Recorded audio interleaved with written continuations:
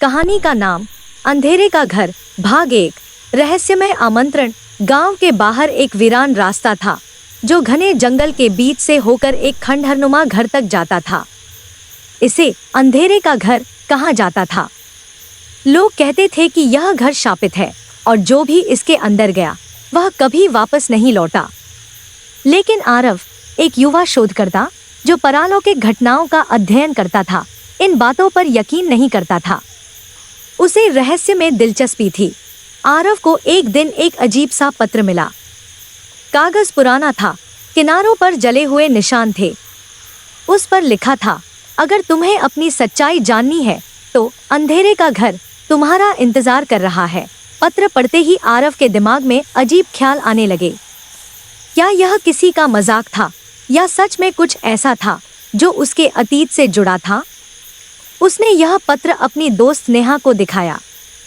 नेहा ने पहले तो उसे मना किया कि वह ऐसी खतरनाक जगह पर न जाए, लेकिन जब आरव ने जाने की जिद की तो उसने भी साथ जाने का फैसला किया। वे दोनों एक ठंडी धुंध भरी शाम को अंधेरे का घर पहुंचे। वह घर दूर से ही डरावना लग रहा था। टूटी हुई दीवारें, झुकी हुई छत और खिड़कियों से झांकती अंधेरी खाली आंखें। आसपास के पेड़ों से कौवे उड़ रहे थे और हवा में अजीब सी ठंडक थी। नेहा ने घर के सामने रुककर कहा, मुझे अब भी लगता है कि हमें यहाँ नहीं आना चाहिए। यह जगह गलत लग रही है। आरव ने उसे शांत किया और कहा, डरना छोड़ो, यह सिर्फ एक पुराना घर है। अगर कुछ भी रहस्यमय हुआ तो यह हमारे शोध के लिए फायदेमंद होगा। उन्होंने घर का दरवाजा धक्का देकर खोला। दरवाजा एक कर्कश आवाज के साथ खुला और अंदर घना अंधेरा था। जैसे ही वे अंदर गए उन्हें अजीब सी गंध महसूस हुई, जैसे पुरानी लकड़ी और कुछ जला हुआ। कमरे बड़े थे लेकिन उनमें से हर एक खाली और ठंडा था। दीवारों पर पुराने पेंटिंग्स थीं, जिनमें अजीबोगरीब चेहरे बने हुए थे। ऐसा लग रहा था कि वे पेंटिंग्स उन्हें देख रही थी। आरव ने अपना टॉर्च निकाला और घर का निरीक्षण करना शुरू किया। नेहा को महसूस हो रहा था कि उन्हें यहाँ नहीं रुकना चाहिए, लेकिन वह आरव के साथ चलती रही। जैसे ही उन्होंने दूसरे कमरे में कदम रखा, हवा अचानक भारी हो गई। टॉर्च की रोशनी झपकने लगी। नेहा ने डरते हुए कहा, तुमने देखा? कुछ था यहाँ। आरव ने मजाक में कहा, शायद तुम्हारा डर बोल रहा है। यहाँ कुछ नहीं है। लेकिन तभी कमरे के कोने में रखे एक पुराने झूले ने बिना किसी वजह के हिलना शुरू कर दिया। नेहा ने चिल्लाते हुए कहा, मैंने कहा था यहाँ कुछ गड़बड़ है। आरव ने उसे शांत किया और उस झूले के पास गया। झूले पर एक पुरानी गुड़िया रखी थी जिसकी आंखें अजीब सी चमक रही थी। उसने गुड़िया को उठाया और देखा कि उसके नीचे एक और कागज रखा था। कागज पर लिखा था, यह सिर्फ शुरुआत है। यह पढ़ते ही नेहा का चेहरा सफेद पड़ गया।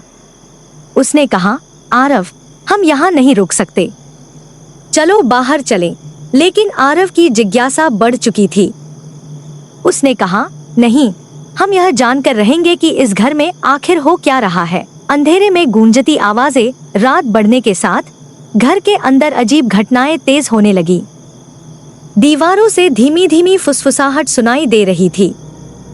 नेहा को ऐसा लगा जैसे कोई अदृश्य शक्ति उसके पास खड़ी है।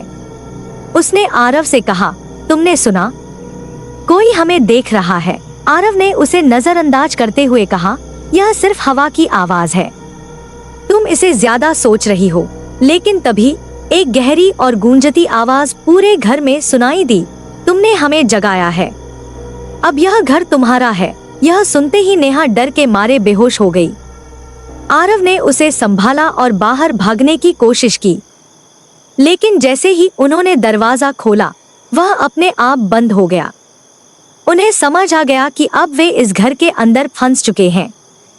आरव ने नेहा को एक कुर्सी पर बिठाया और पानी के छींटे मारकर होश में लाने की कोशिश की, लेकिन नेहा के होश में आते ही उसने अचानक एक अलग आवाज में कहा, तुम यहाँ क्यों आए?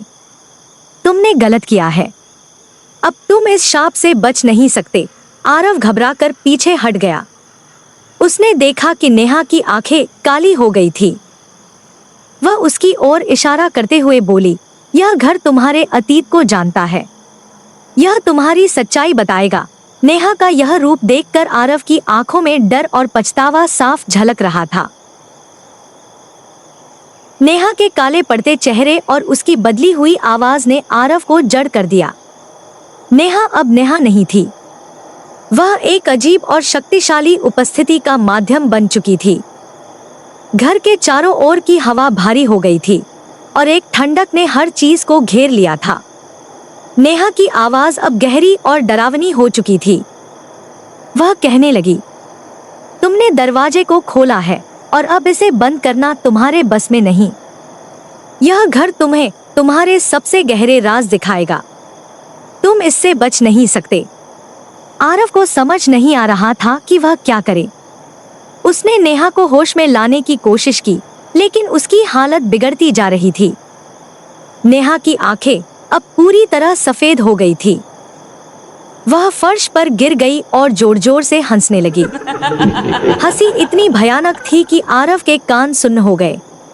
नेहा के शरीर से अचानक एक झटके के साथ सफेद धुआं निकला और दीवार की ओर इशारा करने लगा। आरव ने देखा कि उस दीवार पर एक दरवाजा उभर रहा था जो पहले वहां नहीं था। दरवाजे पर पुराने यंत्र और मंत्र खुदे हुए थे। आरव ने सोचा कि यही सब कुछ समझने की चाबी हो सकती है। जैसे ही वह दरवाजे के पास गया, उसे नेहा की धीमी आवाज सुनाई दी, मत खोलो, यह तुम्हें खत्म कर देगा। लेकिन आरव ने अपनी जिज्ञासा पर काबू नहीं पाया और दरवाजे को खोल दिया। दरवाजा एक कर्कश आवाज के साथ खुला और अंदर एक गहरा कमरा दिखाई दिया। कमरे के बीच में एक बड़ी वेदी थी, जिस पर तांत्रिक प्रतीकों के साथ लाल रंग के निशान थे। दीवारों पर मानव हड्डियां और तांत्रिक यंत्र टंगे हुए थे। कमरे के केंद्र में एक पुरानी लकड़ी की मेज रखी थी। उस पर एक मोटी, धूल भरी डायरी रखी हुई थी। आरव ने उसे उठाया और पढ़ना शुरू किया। डायरी एक प्राचीन तांत्रिक भैरवनाथ की थी, जो अद्भुत शक्तियों का स्वामी था। उसने अपनी शक्तियों का उपयोग कर इस घर को बनाया था। डायरी में लिखा था, यह घर मेरी आत्मा का प्रतिबिंब है। हर वह व्यक्ति जो अपनी इच्छाओं का पीछा करता है, यहाँ आकर अपने ही पापों में उलझ जाता है। मैं उन्हें उनके कर्मों का दंड देता हूँ, लेकिन जो सच्चाई से नहीं डरते, उन्हें यह घर उनकी सबसे गहरी सच्चाई दिखाता है। आरव को समझ आ रहा था कि वह किस तरह की शक्ति के सामने खड़ा था। वह सोचने लगा कि घर में उसे क्यों बुलाया गया। क्या उसका भी कोई गहरा रहस्य था जिससे वह अनजान था? जैसे ही आरव ने डायरी बंद की, नेहा कमरे में दाखिल हुई, लेकिन अब वह और भी अजीब लग रही थी। उसके चेहरे पर अजीब निशान उभर आए थे और उसकी चाल लड़खड़ाती हुई थी। उसने अपनी गहरी, भयावह आवाज में कहा, तुमने इस घर के नियम तोड़े हैं। अब तुम्हें सच का सामना करना होगा। आरव ने उसे शांत करने की कोशिश की, लेकिन नेहा ने अपने हाथ से इशारा किया और कमरे की दीवारों पर लगे तांत्रिक यंत्र जीवित हो उठे। वे चमकने लगे और हवा में अजीब सी गूंज फैल गई। कमरे की रोशनी अचानक लाल हो गई। हवा में एक गहरी आवाज गूंजने लगी। यह भैरवनाथ की आत्मा थी। उसने कहा, तुम यहाँ क्यों आए हो आरव? क्या तुम्हें पता है कि यह घर तुम्हारे लिए क्यों बना है? आरव ने कांपते हुए जवाब दिया, मुझे नहीं पता। मैं सिर्फ यह जानना चाहता हूँ कि इस घर का रहस्य क्या है। भैरवनाथ हंसते हुए बोला, यह रहस्य तुम्हारे भीतर है। तुम मेरे ही वंश से हो। तुम्हारी आत्मा और मेरा यह घर जुड़ा हुआ है। तुमने पहले भी अपनी इच्छाओं के कारण विनाश किया है और अब यह घर तुम्हें तुम्हारे पापों का सामना कराएगा। आरव यह सुनकर हक्का बक्का रह गया। उसे समझ नहीं आ रहा था कि यह सब सच है या किसी भ्रम का हिस्सा। भैरवनाथ की आत्मा ने कहा, इस घर को शांत करने के लिए एक बलिदान देना होगा। नेहा यहाँ नहीं होनी चाहिए थी। अब उसे ही इसका प्रायश्चित करना होगा। नेहा, जो अब आधी प्रेत बन चुकी थी, अचानक चिल्लाने लगी। उसने आरव की ओर देखा और कहा, यह सब तुम्हारी वजह से हुआ है। तुम्हें यहाँ नहीं आना चाहिए था। अब मुझे इसकी कीमत चुकानी पड़ेगी। नेहा धीरे धीरे उस वेदी की ओर बढ़ी। वह जानती थी कि अब उसके पास कोई और रास्ता नहीं है। जैसे ही नेहा ने वेदी पर कदम रखा, कमरे की दीवारें कांपने लगी। भैरवनाथ की आत्मा ने एक अंतिम मंत्र पढ़ा और नेहा की आत्मा को बलिदान के रूप में स्वीकार कर लिया। आरव केवल यह देखता रहा और उसकी आंखों में डर और पछतावा साफ दिख रहा था। नेहा की बलि के साथ ही घर फिर से शांत हो गया। लेकिन यह सिर्फ आरव के लिए अगली कड़ी की शुरुआत थी। उसे अब अपने अतीत का सामना करना था। आरव और नेहा एक बड़े कक्ष में प्रवेश करते हैं। यह कमरा बाकी घर से अलग है। यहाँ का वातावरण और भी ठंडा और अंधेरा है। दीवारों पर अजीब अजीब मंत्र लिखे हुए हैं और केंद्र में एक विशाल दर्पण रखा है। दर्पण से हल्की हल्की नीली रोशनी निकलती है जो पूरे कमरे को रहस्यमय बनाती है। दर्पण के पास पहुंचते ही एक गूंजती हुई आवाज सुनाई देती है, तुम्हारी इच्छाएं तुम्हारी पहचान है, पर क्या तुम अपनी सच्चाई को स्वीकार कर सकते हो? नेहा और आरव का अक्स दर्पण में दिखता है, लेकिन यह अक्स उनके वास्तविक रूप से अलग होता है। यह उनके भीतर छिपे डर, लालच और अपराध बोध को दर्शा रहा है। आरव को एक खिंचाव महसूस होता है। दर्पण उसे एक ऐसी स्मृति में खींच लेता है जिसे वह हमेशा दबाने की कोशिश करता रहा है। वह देखता है कि वह एक अंधेरे कमरे में बैठा है जहां एक बूढ़ा तांत्रिक उसे एक घर बनाने के लिए निर्देश दे रहा है। इस घर का उद्देश्य होगा उन लोगों को दंड देना जो अपनी इच्छाओं से अंधे हो गए हैं। धीरे धीरे आरव को एहसास होता है कि वह वही तांत्रिक है। उसकी आत्मा का पुनर्जन्म हुआ है। उसने अपने पिछले जीवन में इस घर को एक शापित जाल के रूप में बनाया था।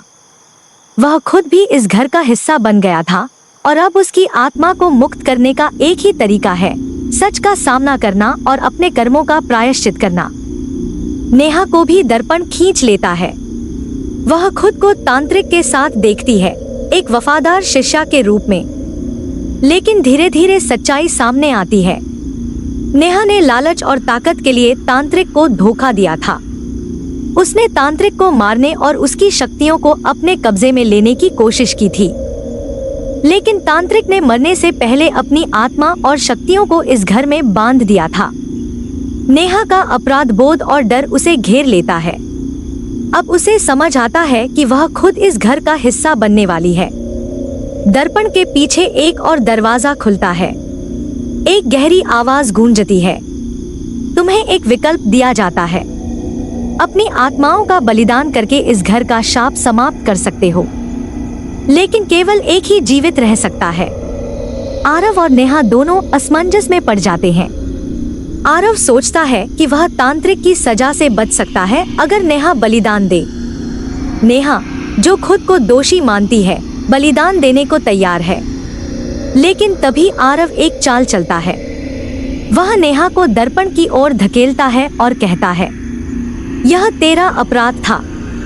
तूने मुझे पहले धोखा दिया और अब इस शाप को मिटाना तेरा कर्तव्य है। नेहा सदमे में है, लेकिन वह मुस्कुराती है। तूने एक बार फिर वही गलती की, आरव। जैसे ही आरव नेहा को बलिदान करने की कोशिश करता है, पूरा घर गूंजने लगता है। दीवारों से मंत्र बाहर आने लगते हैं। जो अपने कर्मों को नहीं स्वीकार सकता, वह यहाँ कैद रहेगा। आरव को जमीन खींचने लगती है। उसकी आत्मा को घर का हिस्सा बना दिया जाता है। नेहा, जो अब पूरी सच्चाई जान चुकी है, इस घर की नई संरक्षक बन जाती है। नेहा घर के बाहर खड़ी होती है। उसकी आंखों में एक अजीब सी चमक है। वह अब जानती है कि यह घर कभी नहीं टूटेगा और उसकी नियति इसे संभालने की है। कभी कभी हमारा पाप ही हमारी सजा बन जाता है। दूर से एक और जोड़ा घर की ओर आता दिखता है। नेहा मुस्कुराती है। नेहा धीरे से कहती है उदास स्माइली, स्वागत है अंधेरे के घर में। और कहानी एक नए चक्र की शुरुआत के साथ समाप्त होती है।